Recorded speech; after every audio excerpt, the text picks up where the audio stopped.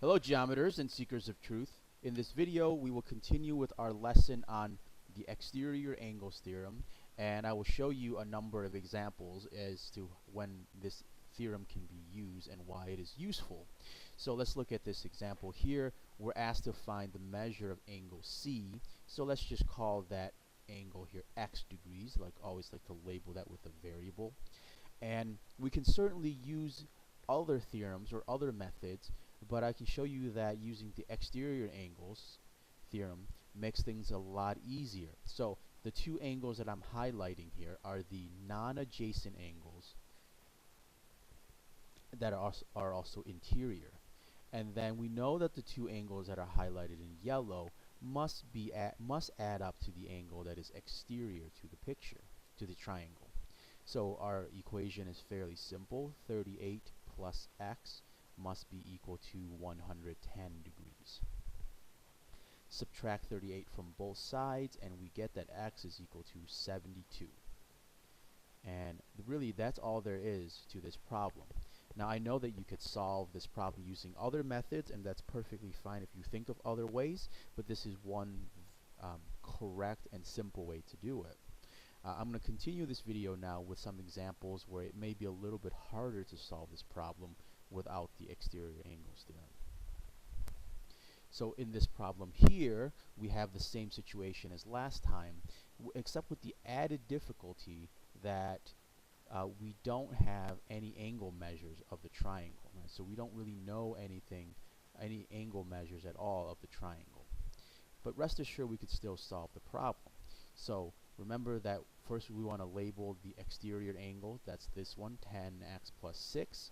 And the two non-adjacent angles, or the other the two angles that aren't touching the exterior angles, are what I have highlighted here in yellow, 6x plus 2 and 43 degrees. Then we could set up our equation. 43 plus 6x plus 2 is equal to 10x plus 6. And then from here on out, just solve this problem. So on the left side, we end up with 45 plus 6x. On the right side, we have 10x plus 6. Subtract 6 from both sides, and we get 39 plus 6x is equal to 10x. And then subtract 6x from both sides, and we get 39 is equal to 4x. Divide both sides by 4, we get 39 over 4 is equal to x. And you can certainly leave this as your final answer. This is a simple fraction, a simplified fraction. Or you can also make this into a decimal, which would be 9.75. Okay. So both of these answers are correct. And you can see here that it's possible to solve this problem without the exterior angles theorem, but it would be a little bit more difficult. And so now let's move on to one more example where I can show you a even more complex problem that can be solved using the theorem that we learned in this lesson. Alright, so this problem here is difficult, not only because there's two triangles, but there's also two variables.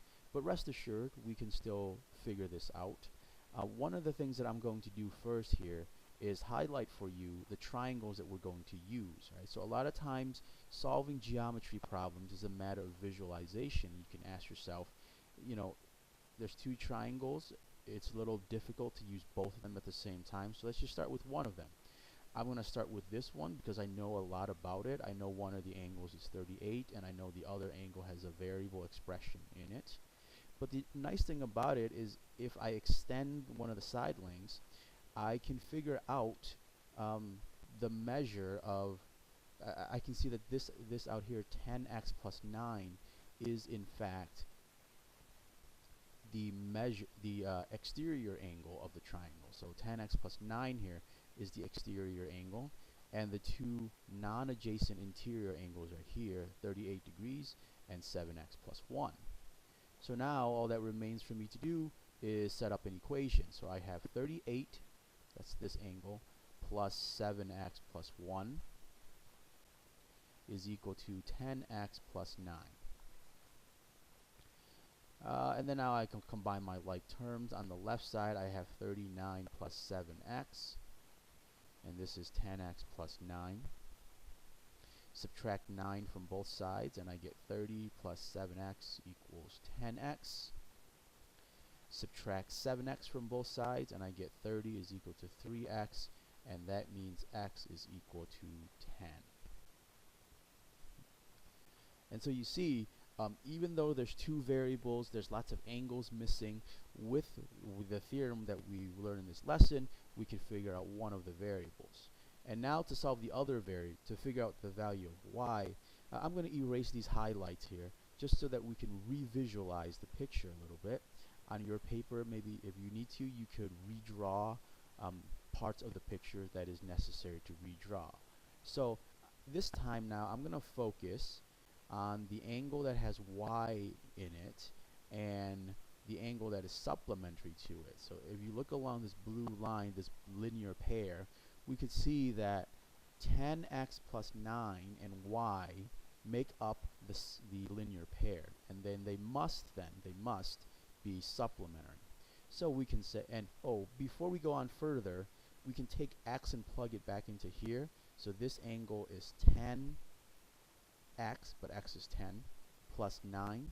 So this angle here must be 109 degrees, right? And knowing that will allow me to set up the equation to solve for y.